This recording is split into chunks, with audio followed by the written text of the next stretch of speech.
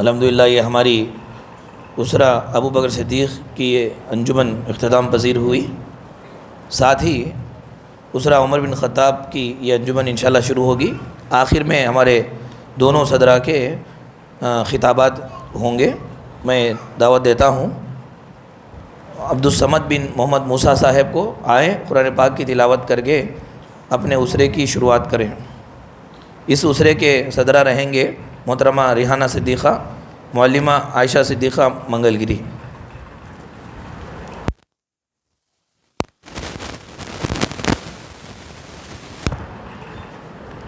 السلام علیکم ورحمۃ اللہ وبرکاتہ۔ اعوذ باللہ من الشیطان الرجیم، بسم اللہ الرحمن الرحیم، واللیل اذا یغشی والنہار اذا تجلی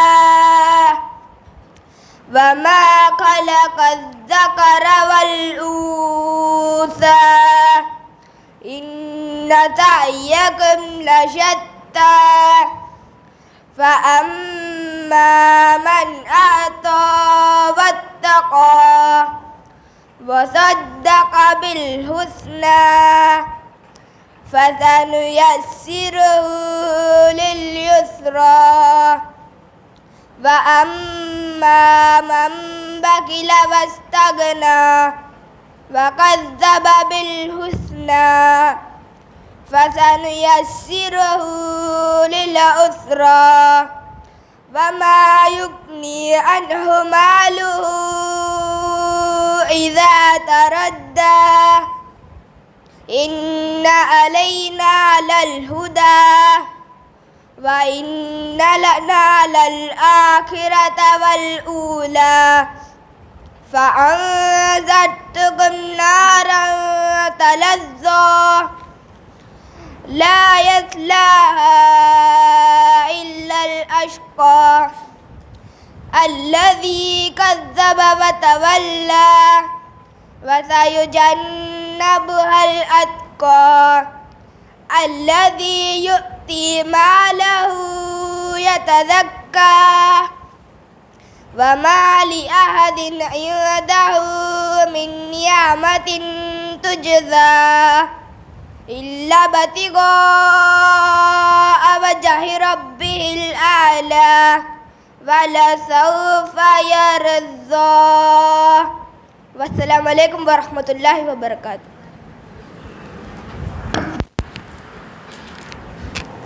نظم خوانی پیش کریں گے عرشیہ بنت نصیر احمد صاحب۔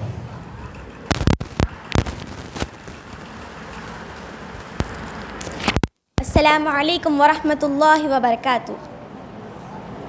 کچھ اس کی خبر بھی ہے تجھ کو،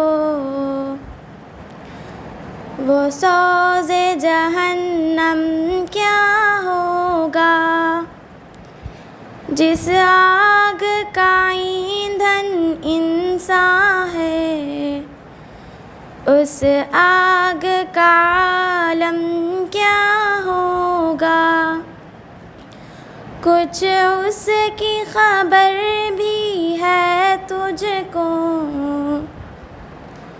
وہ سوز جہنم کیا ہوگا، جس آگ کا ایندھن انسان ہے اس آگ کا عالم کیا ہوگا۔ جب گھٹ گھٹ کے روئے گا اور سانس کا ڈورا ٹوٹے گا، جب روح نکلے گی رگ رگ سے اس وقت کا عالم کیا ہوگا۔ کچھ اس کی خبر بھی ہے تجھ کو، وہ سوز جہنم کیا ہوگا، جس آگ کا ایندھن انسان ہے، اس آگ کا عالم کیا ہوگا؟ یہ جسم گواہی خود دے گا، ہر حصہ بدن کا بولے گا، خاموش زباں ہو جائے گی، اس وقت کا عالم کیا ہوگا؟ کچھ اس کی خبر بھی ہے تجھ کو، وہ سوز جہنم کیا ہوگا؟ جس آگ کا ایندھن انسان ہے، اس آگ کا عالم کیا ہوگا؟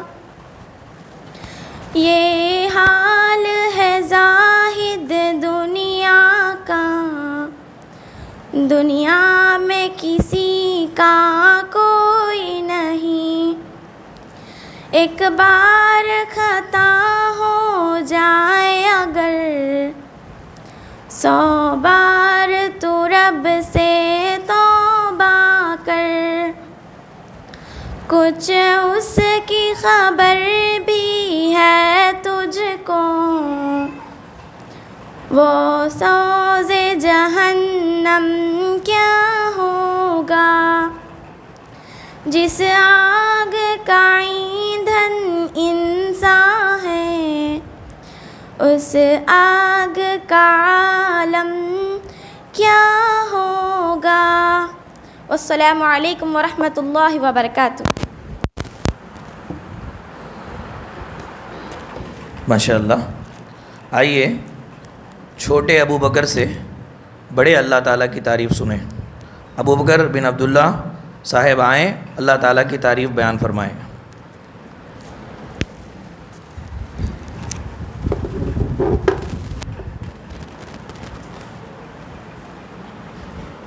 السلام علیکم۔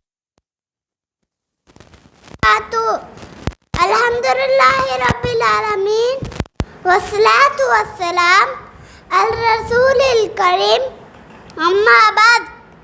مؤسس زدرا جلسہ، ذمہ داران مدرسہ، معزز معلمات و دیگر میرے اسلامی بھائیوں اور بہنوں، آج میں اس مشترکہ سالانہ اجلاس میں آپ لوگوں کے سامنے چند باتیں بتانا چاہتا ہوں، امید کے بغور سماعت فرمائیں گے۔ اللہ تعالیٰ، اللہ کا نام برکت والا ہے اور بڑی رحمت والا ہے۔ اپنے سب کام اللہ کے نام سے شروع کرتا ہوں۔ اللہ ایک ہے، ہر ایک سے پاک ہے۔ اسی نے آسمان بنایا، زمین بنائی، اونچے اونچے پہاڑ بنائے، سورج بنایا جس سے جگ میں اجالا ہے، دن بنائی جس سے ہم پڑھتے ہیں اور کھیلتے ہیں،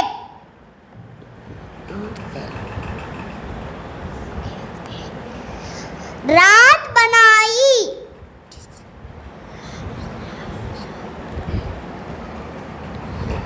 جس میں ہم سوتے ہیں اور آرام کرتے ہیں، دن بھر کی تھکان دور ہو جاتی ہے، پھر صبح تازہ دم ہو جاتے ہیں، سب کام خوشی خوشی کرتے ہیں۔ یہ سب اللہ کی مہربانی ہے اور اس کا انعام ہے۔ السلام علیکم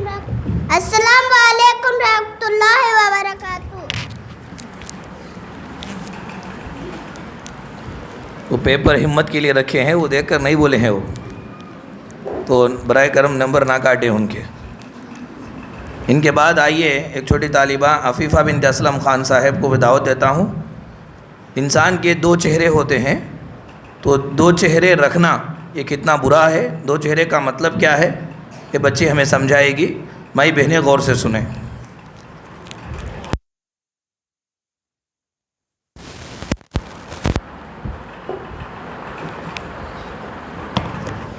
السلام علیکم ورحمۃ اللہ وبرکاتہ۔ الحمدللہ رب العالمین والصلاة والسلام علی رسول کریم، اما بعد۔ معزز صدر جلسہ، معزز معلمات و دیگر میرے اسلامی ماں اور بہنوں، آج کے اس مشترکہ سالانہ اجلاس میں آپ لوگوں کے سامنے دو چہرے والا کے عنوان پر چند باتیں بتانا چاہتی ہوں، امید ہے کہ بغور سماعت فرمائیں گے۔ عن عمر رضی اللہ عنہ عن نبی صلی اللہ علیہ وسلم قال من كان ذا وجهين في الدنيا كان له يوم القيامة لسانان من النار۔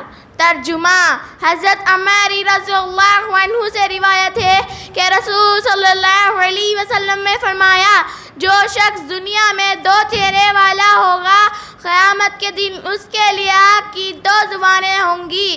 محترم سامعین و سامعات، دو چہرے والا اس آدمی کو کہتے ہیں جو کسی کے سامنے آتا ہے تو اس کی خیر خواہی، محبت اور اس کی بھلائی کی باتیں کرتا ہے، لیکن جب اس سے پیٹھ پھیرتا ہے تو اس کی برائیاں بیان کرنی شروع کر دیتا ہے۔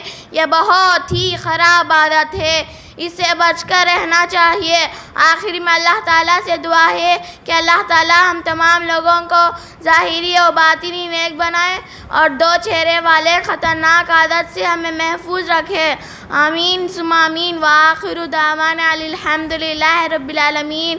والسلام علیکم ورحمۃ اللہ وبرکاتہ۔ ماشاء اللہ۔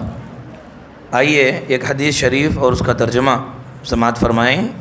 میں دعوت دیتا ہوں طالب عبدالاحد بن عبدالواحد صاحب کو ایک حدیث شریف پیش کر کے اس کا ترجمہ پیش کریں۔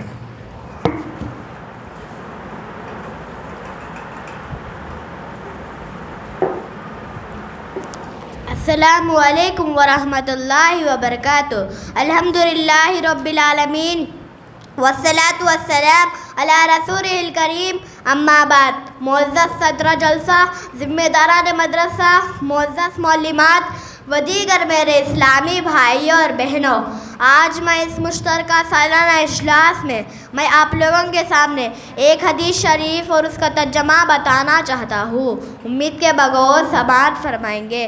محترم سامعین و سامعات، عن ثوبان رضی اللہ تعالی عنہ قال قال رسول اللہ صلی اللہ علیہ وسلم لأعلمن اقواما من امتی یأتون یوم القیامة بحسنات امثال تہامہ بیضاء فیجعلها اللہ ہباء منثورا۔ قال ثوبان یا رسول اللہ صفهم لنا جلهم لنا الا نکون منهم ونحن لا نعلم۔ قال اما انهم اخوانكم ومن جلدتكم ويأخذون من الليل كما تأخذون ولكنهم قوم اذا خلوا بمحارم الله انتهكوها۔ ترجمہ، حضرت ثوبان رضی اللہ عنہ سے روایت ہے کہ رسول اللہ صلی اللہ علیہ وسلم نے فرمایا، میں اپنی امت میں ایسے ایسے لوگوں کو اچھی طرح جانتا ہوں جو قیامت کے دن تہامہ یعنی مکہ مکرمہ کے برابر نیکیاں لائیں گے، لیکن اللہ تعالیٰ ان نیکیوں کو اڑایا ہوا دھول بنا دے گا۔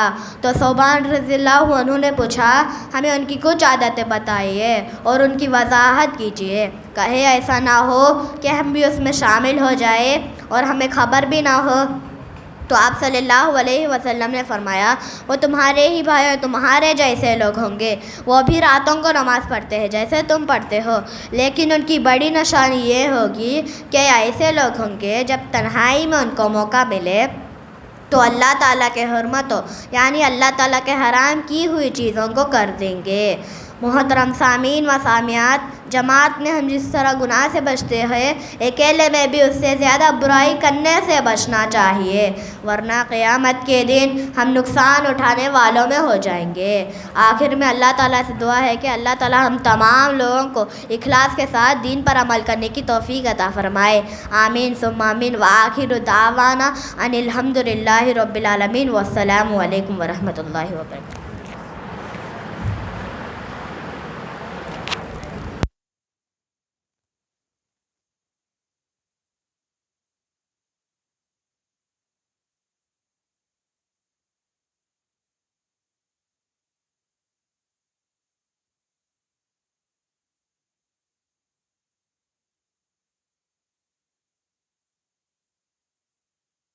آئیں تقدیر پر ایمان کا مطلب بتائیں۔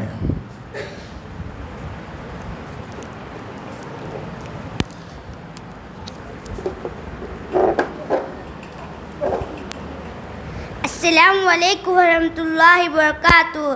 الحمدللہ رب العالمین والصلاۃ والسلام علی رسول الکریم، اما بعد۔ معزز صدر جلسہ، ذمہ داران مدرسہ، معزز معلمات و دیگر میرے اسلامی بھائیوں اور بہنوں، آج میں اس مشترکہ سالانہ اجلاس میں آپ لوگوں کے سامنے تقدیر پر ایمان سنانا چاہتا ہوں۔ امید کے بغور سماعت فرمائیں گے۔ محترم سامعین و سامعات، تقدیر کا معنی اندازہ کرنے اور شمار کرنے کے ہے۔ اسلام میں تقدیر کا مطلب یہ ہے کہ اللہ تعالیٰ اس کائنات کو پیدا کرنے سے بہت پہلے اس کائنات کا ایک اندازہ مقرر کر دیا ہے۔ اب جو کچھ بھی ہو رہا ہے سب اسی مقرر کردہ اندازے کے مطابق ہو رہا ہے۔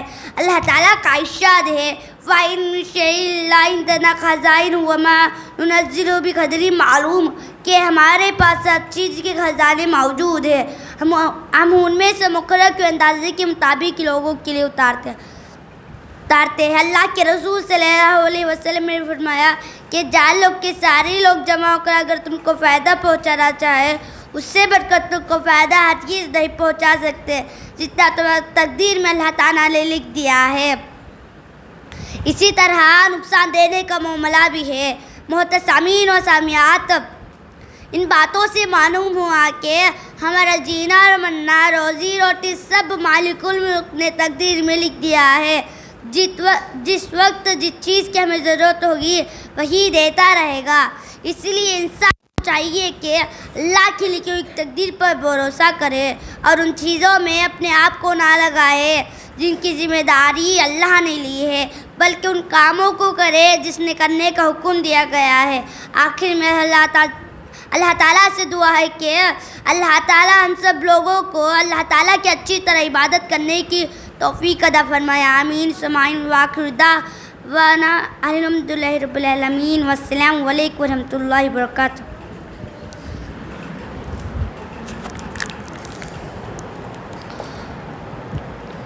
ماشاء اللہ۔ پیاری ماں اور بہنوں، آئیے توبہ و استغفار، اس کے فوائد کیا ہیں؟ اردو میں کہتے ہیں آم کے آم گٹلی کے بھی دام۔ انسان اگر گناہ کرے انسان ہونے کے ناطے، اس کے بعد پھر اللہ تعالیٰ کے حضور توبہ کرتا ہے تو نہ یہ کہ اللہ تعالیٰ اس کے گناہوں کو معاف کرتا ہے بلکہ ثواب بھی دیتا ہے۔ تو یہ ہمارے رحیم پروردگار ہے، بہت سخی ہے۔ آئیے ایک طالبہ سے ہم سنیں توبہ استغفار کے فائدے کیا ہیں۔ میں دعوت دیتا ہوں طالبہ ثنا فاطمہ بنت یاسین صاحب کو، آئیں بتائیں توبہ استغفار اگر ہم کرتے رہیں تو اس کے فائدے ہم کو کیا کیا ملیں گے۔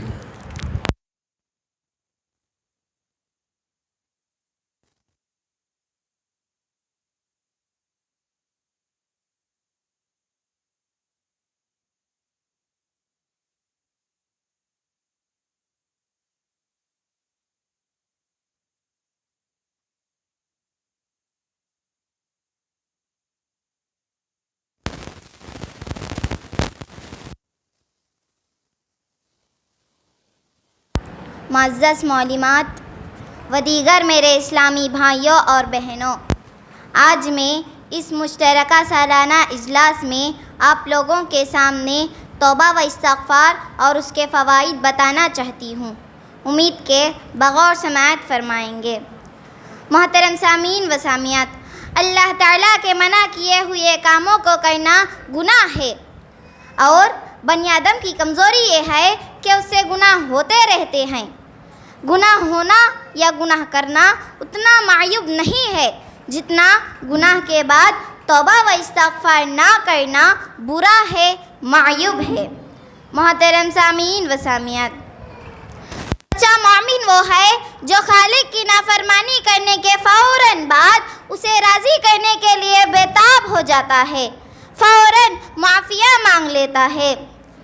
قبیلہ جہنہ کی ایک عورت سے گناہ ہو گیا، اس نے فوراً معافی مانگ لی اور توبہ کر لیا، اور معاذ اسلمی رضی اللہ عنہ کا بھی یہی واقعہ ہے۔ محترم سامعین و سامعات، اللہ تعالیٰ نے مومنوں کو توبہ و استغفار کرنے کا حکم دیا ہے۔ فرمایا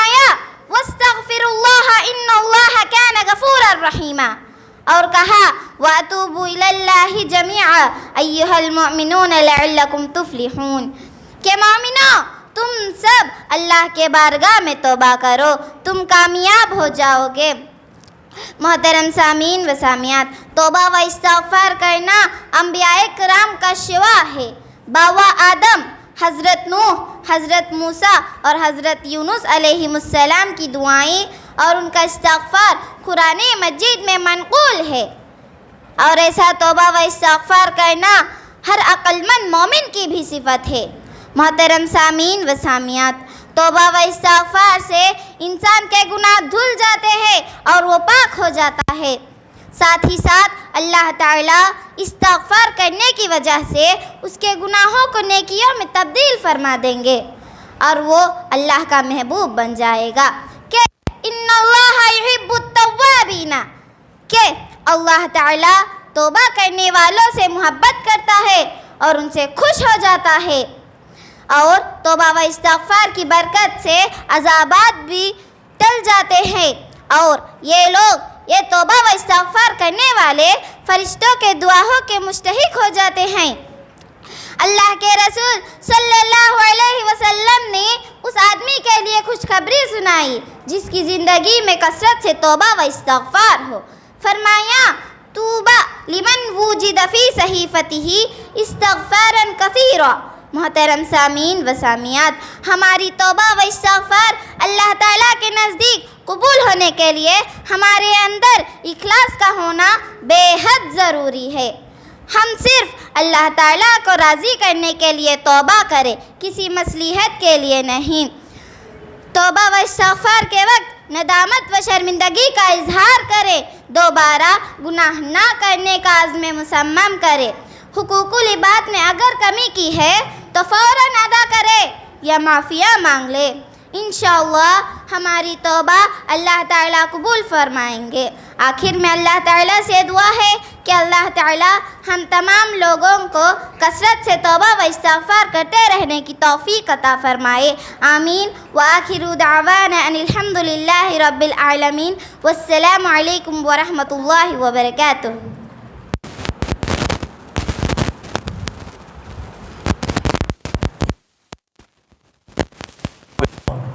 یہ جو پرندہ آپ نے دیکھا ہے جو اڑتا ہے، اس کے دو پر ہوتے ہیں، دو پروں میں سے اگر ایک پر بھی اس کے کاٹ لیے جائے تو وہ اڑ نہیں سکے گا۔ اسی طرح اللہ رب العالمین نے اپنے بارے میں ہم لوگوں کو دو عقیدے دیا، ایک تو اللہ تعالیٰ سے ہم خوب ڈریں، دوسرا یہ کہ ہم اللہ تعالیٰ کے اوپر امید بھی رکھیں کہ وہ معاف کرنے والا ہے، معاف کرے گا، یہ امید ہے، اور اگر ہم گناہ کا کام کریں گے تو وہ سخت سزا دے گا، یہ خوف ہے۔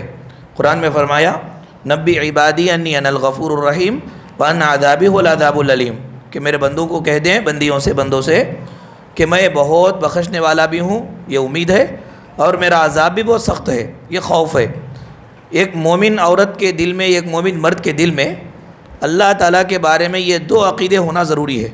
ہم اللہ سے بھی رہیں لیکن اللہ تعالیٰ کی غفوریت اور رحیمیت اور اللہ کی بنائی ہوئی جنت کی امید بھی رکھیں، یہ دو برابر رہیں گے تو جس طرح دو پر پرندے کے صحیح رہے تو پرندہ اڑتا ہے، ایسے ہی یہ دو عقیدے بیلنسنگ کے ساتھ اگر ہمارے اندر رہیں گے تو ہم اچھی طرح سے عبادت کر سکیں گے اور دنیا میں بھی اور آخرت میں بھی ہم کامیاب ہوں گے۔ آئیے اس عنوان کو اچھے انداز میں آپ سنیں۔ میں دعوت دیتا ہوں طالبہ سعدیہ بنت محمد موسیٰ صاحب کو، وہ آئیں، خوف اور رجا بتائیں۔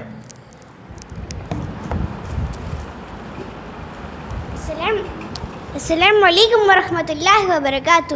الحمد للہ رب العالمین والصلاة والسلام علی رسول الکریم، اما بعد۔ معزز صدر جلسہ، ذمہ داران مدرسہ، معزز مولویات و دیگر میرے اسلامی بھائیوں اور بہنوں، آج میں اس مشترکہ سالانہ اجلاس میں آپ لوگوں کے سامنے خوف و رجا بتانا چاہتی ہوں، امید کے بغیر سماعت فرمائیں گے۔ محترم سامعین و سامعات، خوشی، غمی، دوستی، دشمنی، محبت و نفرت، خوف و امید، یہ سب انسان کی جذبات و احساسات ہے۔ یہ ہمیشہ متوازن اور بیلنسنگ کے ساتھ رہے تو دنیا و آخرت میں میں خیر ہے، اور اگر ان میں زیادتی و کمی، افراط و تفریط ہو جائے تو ہلاکت اور تباہی و بربادی مقدر ہے۔ محترم سامعین و سامعات، رب العالمین کی تعلیمات میں سے ایک تعلیم یہ بھی ہے کہ ہم اپنے رب کے عذابت سے ڈرتے بھی رہے اور اس کی رحمت و رافت کی وہ امید بھی رکھے، جیسا کہ اللہ تعالیٰ نے فرمایا ادعوہ خوفا و طمعا، کہ تم اسے پکارو خوف و امید کے ساتھ۔ لیکن ہمارا المیہ یہ ہے کہ ہم میں سے بعض لوگ ایسے بھی ہیں کہ انہیں اللہ تعالیٰ کی عذاب و پکڑ کی ذرا بھی پرواہ نہیں، بلکہ وہ امید آڑ میں گناہ پر گناہ کیے جا رہے ہیں۔ اور بعض لوگ ایسے بھی موجود ہیں جو گناہوں کی کثرت کی وجہ سے رحمت الہی سے مایوس ہو چکے ہیں، جبکہ دونوں طرح کی سوچ غلط ہے۔ ان دونوں کے درمیان توازن ہونا چاہیے۔ اس لیے اللہ تعالیٰ نے قرآن مجید میں جا بجا متوازن سوچ کو ذکر کیا ہے، جیسے فرمایا یوم تبیض وجوہ وتسود وجوہ، اور کہا ان الابرار لفی نعیم وان الفجار لفی جحیم۔ اور اللہ کے رسول صلی اللہ علیہ وسلم نے فرمایا قیامت کے دن عذابت کی سختی دیکھ کر مومن خوف زدہ ہو جائے گا، اور رحمت الہی کی وسعت دیکھ کر ایک کافر جنت میں جانے کی امید کرے گا۔ محترم سامعین و سامعات، ہم لوگوں کے دلوں میں اللہ تعالیٰ کے متعلق خوف و رجا دونوں جذبے ہونی چاہیے۔ نیکوں کا نیکی پر بالکل مطمئن بھی نہ رہے، اور اس طرح سیاکار اپنے گناہوں کی وجہ سے بالکل مایوس بھی نہ ہو جائے۔ دیکھیں، جہاں رسول اللہ اتنی نیک اور معصوم عن الخطا تھے، پھر بھی ہوائی چلتی تو آپ گھبرا جاتے کہ کہیں عذاب نہ اتر جائے۔ اتنے نیک ہونے کی باوجود خوف کھا رہے ہیں۔ دیکھیں، جہاں پھر حدیث قدسی میں ارشاد ہوا بندے کی گناہ آسمان کی بلندیوں تک پہنچ جائے، بندہ بخشش طلب کرے، ہر بار اللہ تعالیٰ معاف کرتے رہیں گے۔ یہ امید ہے۔ آخر میں اللہ تعالیٰ سے دعا ہے کہ اللہ تعالیٰ ہم سب کو خوف و رجا کے ساتھ اللہ کی عبادت کرنے کی توفیق عطا فرمائے، آمین۔ وآخر دعوانا الحمدللہ رب العالمین، والسلام علیکم ورحمۃ اللہ وبرکاتہ۔ ماشاء اللہ، پیارے ماں اور بہنوں، یہ جو ہماری زبان ہے یہ خیر کے تالے بھی کھول سکتی ہے اور شر کے تالے بھی کھول سکتی ہے۔ اس کو اگر ہم کنٹرول کریں گے، جہاں استعمال کرنا ہے وہاں صحیح استعمال کریں گے تو انشاءاللہ ہم کو نجات ملے گی۔ اگر اس کو ہم ان کنٹرول کر دیں، بیجا یوں ہی چھوڑ دیں اس کو، تو پھر تباہی و بربادی ہمارا مقدر ہوگی۔ آئیے زبان کی حفاظت اور زبان کی اہمیت کیا ہے اس تعلق سے چند باتیں ہم معلوم کریں۔ میں دعوت دیتا ہوں طالبہ عرشیہ بنت نصیر احمد صاحب کو، آئیں اور زبان کی اہمیت اور حفاظت بتائیں۔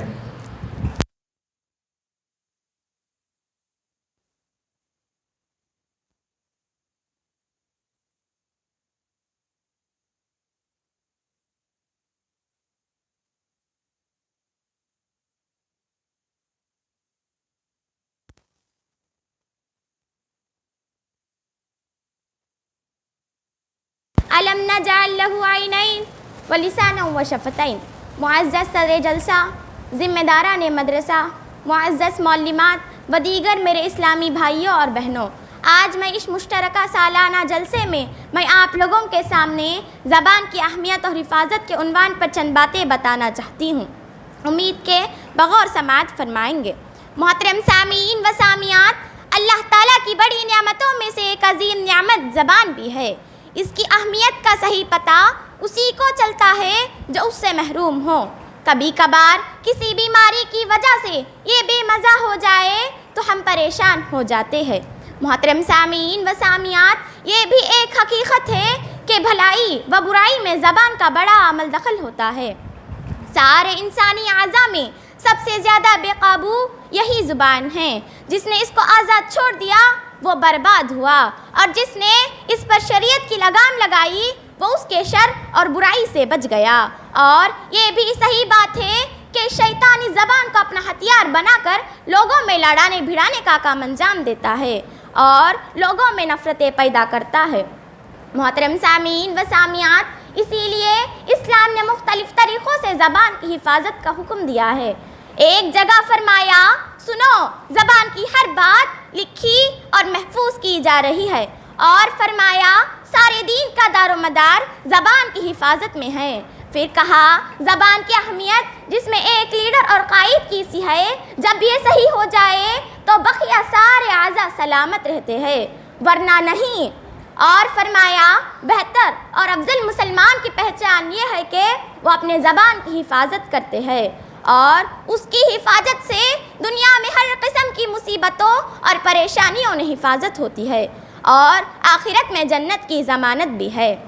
آخر میں اللہ تعالیٰ سے دعا ہے کہ اللہ تعالیٰ ہم سب لوگوں کو زبان کی حفاظت کرتے رہنے کی توفیق عطا فرمائے، آمین ثم آمین۔ وآخر دعوانا الحمد للہ رب العالمین، والسلام علیکم ورحمۃ اللہ وبرکاتہ۔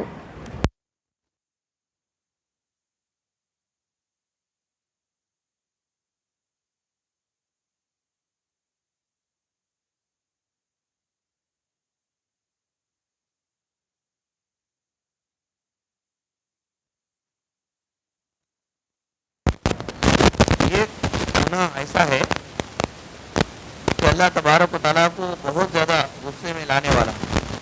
وہ گناہ انسان کرے اور توبہ کیے بغیر مر جائے تو اللہ تعالیٰ اس کو ہمیشہ کے لیے جہنم میں ڈال دیتے ہیں۔ بہت بڑی غداری اللہ تعالیٰ کے ساتھ ہے۔ ہم بولتے ہیں نا، جس پلیٹ میں کھاتے اسی پلیٹ میں سوراخ کرنا۔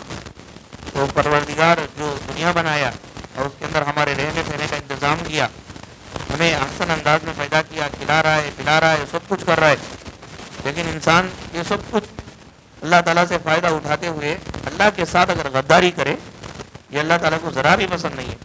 غداری کیا ہے؟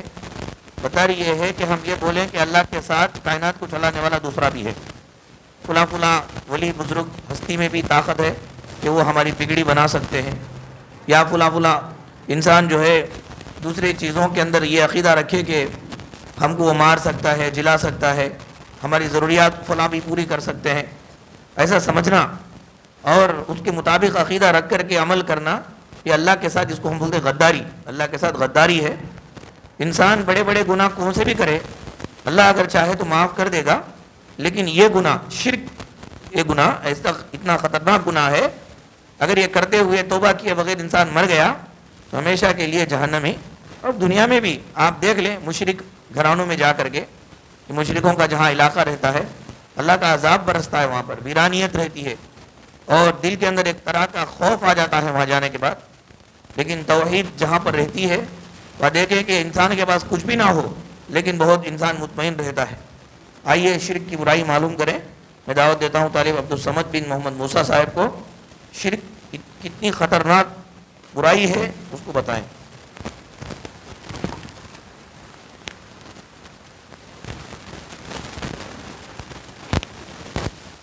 السلام علیکم ورحمۃ اللہ وبرکاتہ۔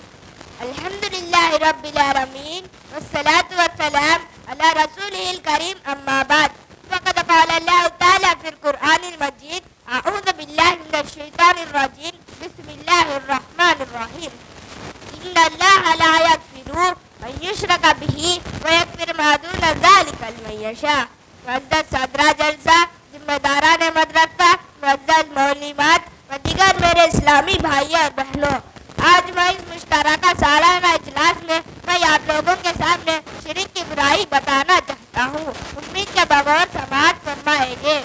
محترم سامعین و سامعات، اللہ تعالیٰ کی ذات، اس کے افعال اور اس کے اسماء و صفات میں کسی دوسرے کو شریک کرنے کا نام شرک ہے۔ یہ بہت بڑا جرم اور کبیرہ گناہ ہے۔ اگر کوئی شخص زندگی بھر نیکیاں کرے پھر یہ گناہ اس میں مل جائے تو اس کی ساری نیکیاں برباد ہو جائیں گی۔ اللہ تعالیٰ نے کائنات کو پیدا کرنے کے بعد جتنے بھی انبیاء بھیجا، سبوں نے اس کی خطرناکی سے لوگوں کو ڈرایا۔ فرمانے باری تعالیٰ ہے، وَلَقَدْ بَعَثْنَا فِي كُلِّ أُمَّةٍ رَسُولًا انبیاء مبعوث فرمائے سب کی دعوت یہی تھی کہ لوگوں ایک اللہ کی عبادت کرو اور شرک کی گندگی سے بچو۔ محترم سامعین و سامعات، جو لوگ شرک سے توبہ کیے بغیر مر جائیں گے وہ ہمیشہ ہمیشہ جہنمی ہو جائیں گے۔ جنت ایسے لوگوں پر حرام کر دی جائے گی، بروز قیامت رسول اللہ صلی اللہ علیہ وسلم ان کی سفارش بھی نہیں کریں گے۔ محترم سامعین و سامعات، یہ گناہ انسان کو ہلاک و برباد کر کے رکھ دے گا، اسی لیے اللہ کے نبی صلی اللہ علیہ وسلم نے اس گناہ کو موبقات میں شمار کیا ہے۔ لیکن آج افسوس مسلم امت پر کہ انہوں نے شرک و کفر کے کاموں کو عین توحید سمجھ کر اپنا لیا ہے۔ ان کے ہاں خبر پرستی بھی جائز ہے، پیر پرستی، تصوف پرستی، اولیاء پرستی، تعویذ گھنٹے پہننا سب جائز ہے، جبکہ حقیقت میں یہ سب عین شرک اور کفریہ کام ہے جو کہ انسان کو جہنمی بنا دیتے ہیں۔ محترم سامعین و سامعات، کامیابی اور سعادت کی راہ یہ ہے کہ ہم حقیقی توحید کیا ہے معلوم کریں، پھر اس پر عمل کریں، شریعت اسلامیہ کی پاکیزہ تعلیمات پر جم جائے۔ آخر میں اللہ تعالیٰ سے دعا ہے کہ اللہ تعالیٰ ہم تمام لوگوں کو شرک سے بچنے اور توحید پر عمل کرنے کی توفیق عطا فرمائے، آمین۔ وآخر دعوانا ان الحمدللہ رب العالمین، والسلام علیکم ورحمۃ اللہ وبرکاتہ۔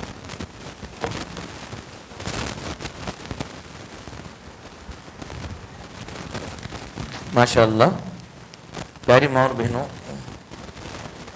شکر گزاری یہ بہت اچھی عادت ہے۔ ہر چیز میں، ہر کام میں ہم اللہ تعالیٰ کا شکر ادا کریں، بندوں کا شکریہ ادا کریں، اس سے نیک اور اچھی فضا معاشرے میں قائم ہوتی ہے، گھر بار میں قائم ہوتی ہے۔ آپ خود اندازہ لگا سکتے ہیں، شوہر جب گھر آئے، کوئی چیز لے کر آئے، آپ نے اس چیز کو دیکھ کر کے خوشی کا اظہار کیا اور کہا کہ آپ ماشاءاللہ بہت اچھے ہیں کہ یہ چیز آپ لے کر کے آئے، ہماری ضروریات کا خیال کر رہے ہیں، تو اس کو اور زیادہ اچھے انداز میں محنت کر کے لانے کی خواہش اس کو پیدا ہوگی اور وہ گھر کے اندر لاتا رہے گا۔ یہ صفت اللہ تعالیٰ کی بھی ہے۔ اللہ نے فرمایا کہ لئن شکرتم لازیدنکم، یہ تاکید کے ساتھ کہا۔ اللہ کی دی ہوئی نعمت لے کر کے تم اگر شکر گزار بنو گے تو اللہ کہتا ہے کہ میں البتہ ضرور بھی ضرور اور زیادہ تمہیں دیتا رہوں گا۔ تو شکر گزاری یہ بہت اچھی صفت ہے اور ایک خاص ایک مومنہ اور مومن عورت اور مرد کے اندر ہوتی ہے۔ تو جس کے اندر شکر گزاری نہ ہو اس کا ایمان کم ہے، جتنا ایمان زیادہ ہوتا ہے شکر گزاری اتنی زیادہ اس کی ہوتی ہے ہر معاملے میں۔ تو آئیے ہم معلوم کریں، شکر گزاری مومن کی ایک عادت ہے، اس عنوان پر بیان کریں گی صفورہ مریم بنت عبداللہ صاحب، آئیں اور بیان فرمائیں۔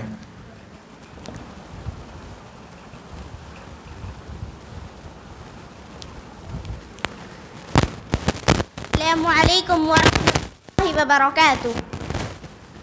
الحمد للہ رب العالمین والصلاة والسلام علی رسولہ الکریم، اما بعد۔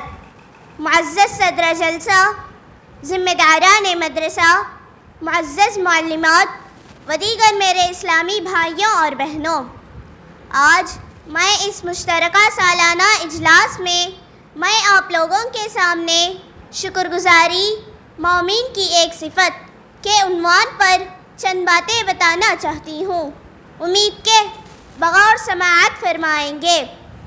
محترم سامعین و سامعات، دنیا میں انسان کی دو ہی حالتیں ہوتی ہے، ایک یا تو اس پر اللہ تعالیٰ کی نعمتوں کا غلبہ رہتا ہے، دو یا وہ مصیبتوں میں گرفتار رہتا ہے۔ اسلام یہ کہتا ہے کہ اگر وہ پہلی حالت میں رہے تو شکر ادا کرے اور وہ دوسری حالت میں رہے تو صبر کا دامن تھامے رکھے، تو انشاءاللہ وہ ضرور کامیاب ہو جائے گا۔ محترم سامعین و سامعات، رب سلام نے ہمیں بے شمار نعمتیں عطا کی ہیں، اس سے ہم فائدہ اٹھا رہے ہیں۔ اگر اس نے ہمیں کسی ایک نعمت سے محروم رکھا ہے یا دینے کے بعد چھین لیا ہے تو ناشکری نہیں کرنی چاہیے، بلکہ ہمیشہ شکر گزار بن کر رہنا چاہیے۔ یقین مانیں ایسا رہنے سے اللہ تعالیٰ اور دیتا ہے، جو لے لیا وہ بھی لوٹا دیتا ہے۔ محترم سامعین و سامعات، شکر گزاری یعنی ہمارے پاس موجود نعمتوں پر راضی و خوش اور مطمئن رہ کر اللہ تعالیٰ کی دل اور زبان اور عمل سے تعریف کرتے رہنا مومن کی خاص صفت ہے۔ اللہ کے نبی صلی اللہ علیہ وسلم نے عجباً لعمر المؤمن کہہ کر یہ کہا کہ یہ صفت خاص مومن کی ہے اور اس عمل سے رضائے الہی نصیب ہوتی ہے کہ وَإِن تَشْكُرُوا يَرْضَهُ لَكُمْ، کہ اگر تم شکر گزار رہو تو وہ تم سے راضی ہو جائے گا۔ اور یہ مستقل عبادت بھی ہے، جیسے نماز روزہ عبادت ہے۔ معزز انبیاء اکرام کا وصف ہے جسے اپنانے والے اللہ تعالیٰ کے ہاں بڑے معزز بن جاتے ہیں۔ اسی شکر گزاری کے عمل سے ہمارے پاس موجود نعمتیں مزید بڑھ جاتی ہے۔ لَإِن شَكَرْتُمْ لَأَزِيدَنَّكُمْ، کہ شکر گزاری سے نعمتیں بڑھ جاتی ہے۔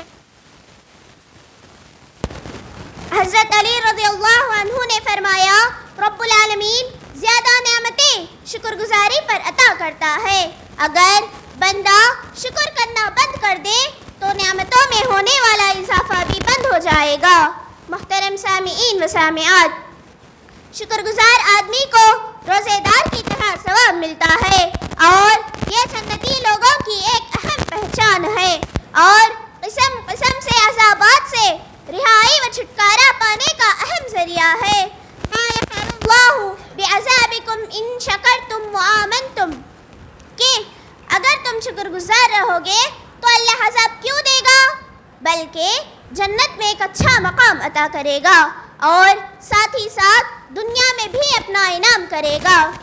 اسی لیے مقام شکر کی عظمت کو دیکھ کر شیطان یہ کوشش کر رہا ہے کہ بنی آدم کو ناشکرا بنا کر ان سب نعمتوں سے اسے محروم کر دے۔ ہمیں اس کی جال میں نہیں پھنسنا ہے، بلکہ شکر گزاری والی زندگی کو اپنا کر اپنے رب کو راضی کرنا ہے۔ محترم سامعین و سامعات، اللہ تعالیٰ کی نعمتوں میں غور کرنے، اللہ تعالیٰ کی تقسیم پر راضی رہنے، نعمتوں کو گناہوں میں استعمال نہ کرنے اور بندوں کا شکریہ ادا کرتے رہنے اور شکر گزاری پیدا ہونے کے لیے اللہ تعالیٰ سے دعائیں کرتے رہنے سے دل میں شکر گزاری پیدا ہو جاتی ہے۔ آخر میں اللہ تعالیٰ سے دعا ہے کہ اللہ تعالیٰ ہم تمام لوگوں کو اس کے شکر گزار بن کر رہنے کی توفیق عطا فرمائے، آمین۔ وآخر دعوانا ان الحمد للہ رب العالمین، والسلام علیکم ورحمۃ اللہ وبرکاتہ۔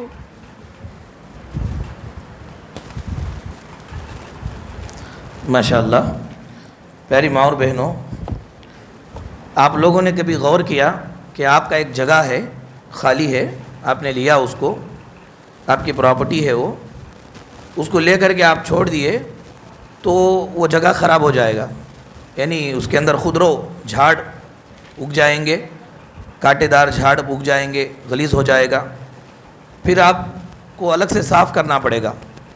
مومن کے دل کے اندر منفی جذبات اور مثبت جذبات کی مثال ایسے ہی ہے۔ جو نیک عادتیں ہیں، اچھے کام ہیں، وہ محنت کر کے مومن کو دل میں لانا پڑتا ہے۔ جو بری عادتیں ہیں، بری خصلتیں ہیں، از خود شیطان کی محنت سے ہمارے دل میں آ جاتی ہیں۔ چنانچہ آپس میں بہن ایک دوسرے کا احترام کرنا، محبت کرنا، بھائی لوگ آپس میں ایک دوسرے کی محبت کرنا، ایک دوسرے کا احترام کرنا، یہ ایک نیک صفت ہے۔ اور یہ جب تک ہم اپنی بہن کے تعلق سے دل میں محبت کے جذبات، احترام کے جذبات، بھلائی اور خیر خواہی کے جذبات پیدا نہیں کریں گے، یہ پیدا نہیں ہوں گے۔ لیکن یہ باہمی محبت کے جذبے پیدا کرنا ضروری ہے۔ کیوں ضروری ہے؟ ہماری کامیابی کے لیے۔ کامیابی کون سی؟ جنت کی کامیابی کے لیے۔ انسان جنت میں جانا چاہتے ہیں ہم لوگ، تو آپس میں ایک دوسرے سے محبت کرے بغیر ہم جنت میں جا ہی نہیں سکتے۔ آئیے باہمی محبت، آپس میں بہن کا احترام کرے، محبت سے رہے۔ ان کی اہمیت کیا ہے، فضیلت کیا ہے، یہ آخری تقریر ہے اس اسرہ کی۔ میں دعوت دیتا ہوں طالبہ مصروفہ بنت تنظیم صاحب کو، آئیں بتائیں کہ سب مل کر کے رہنے کی اہمیت کیا ہے، اس کی فضیلت کیا ہے۔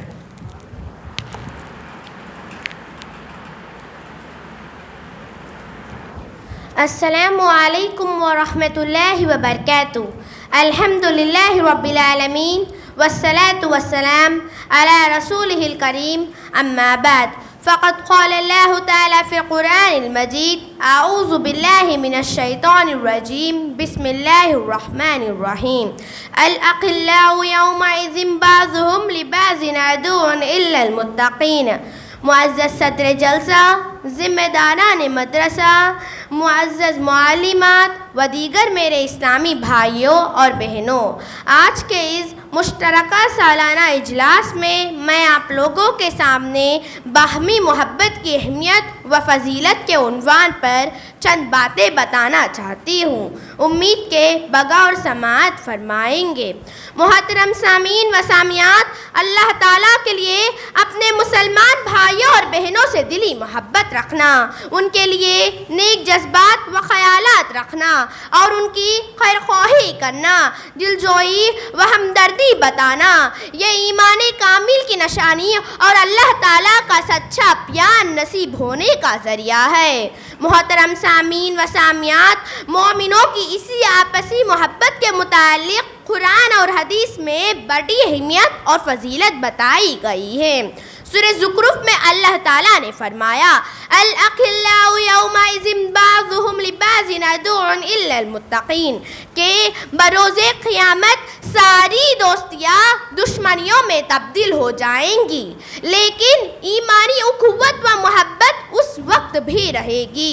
اور ہمارے رسول صلی اللہ علیہ وسلم نے دخول جنت کے لیے ایمان کو شرط کہا، تو ایمان حاصل ہونے کے لیے اسی آپس میں محبت کرنے اور رکھنے کو لازم کہا. فرمایا والذی نفس بیدہ لا تدخلوا الجنۃ حتی تؤمنوا ولا تؤمنوا حتی تحابوا کہ جنت میں داخلہ ایمان کے بغیر ناممکن اور ایمان آپسی محبت و الفت کے بغیر حاصل ہی نہیں ہوتا. محترم سامعین و سامعات، ہمارے دلوں میں یہ محبت و الفت کا جذبہ اسلام کا مضبوط ترین کڑا ہے جسے ہم محبت کے ذریعے تھامتے ہیں. اللہ کے رسول صلی اللہ علیہ وسلم نے فرمایا ان اوثق عور الاسلام ان تحب فی اللہ و تبغض فی اللہ کہ اللہ تعالیٰ کے لیے آپس میں بہن بھائیوں سے محبت رکھنا اسلام کا مضبوط ترین کڑا ہے. اور فرمایا اللہ تعالیٰ کے اکرام و احترام کرنے کے جیسا ہے کہ ما احب عبدا للہ الا اکرم ربہ عز وجل کہ بندے آپس میں ایک دوسرے کے ساتھ محبت و الفت کے ساتھ رہیں گے تو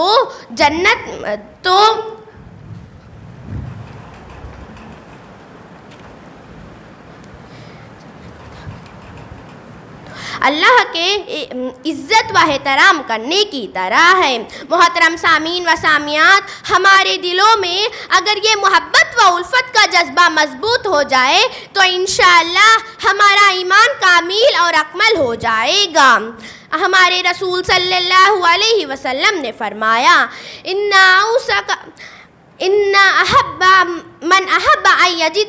من احب للہ و ابغض للہ و اطاع للہ و منع للہ فقد استکمل الایمان کہ جو شخص اللہ کے خاطر دوسروں سے محبت کرے اور اسی کے خاطر نفرت بھی کرے، اسی اللہ کے لیے اطاع بھی کرے اور اسی کے لیے روک بھی لے، اس کا ایمان کامل ہے. محترم سامعین و سامعات، رسول اللہ صلی اللہ علیہ وسلم نے مومن کی تعریف میں یہ بات بھی بتائی ہے کہ جو بھی مومن ہوگا وہ مومن بھائیوں اور بہنوں سے دلی محبت اور الفت رکھے گا اور دوسرے لوگ اس سے محبت رکھیں گے. المؤمن یألف و یؤلف، اور ایسوں سے اللہ تعالیٰ سچی محبت کرتا ہے. بروز قیامت ان کو پکار کر بلا کر اپنے عرش کے سائے میں جگہ عطا کرے گا. اور کہ این المتحابون بجلالی اليوم اظلهم فی ظل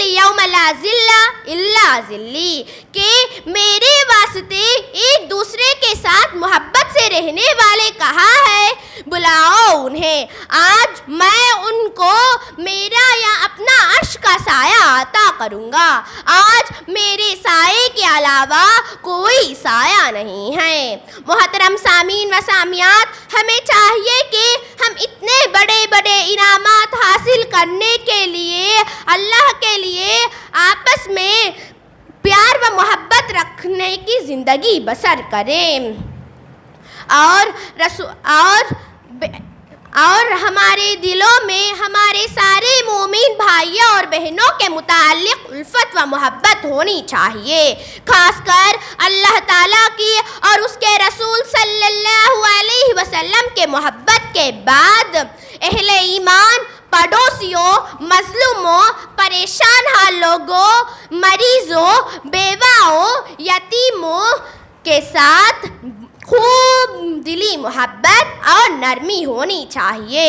انشاءاللہ اس جذبے کی بدولت ہمیں اللہ تعالیٰ کا سچا پیار اور کامل ایمان ہوگا، جس کی وجہ سے ہم دنیا و آخرت میں کامیاب ہو جائیں گے۔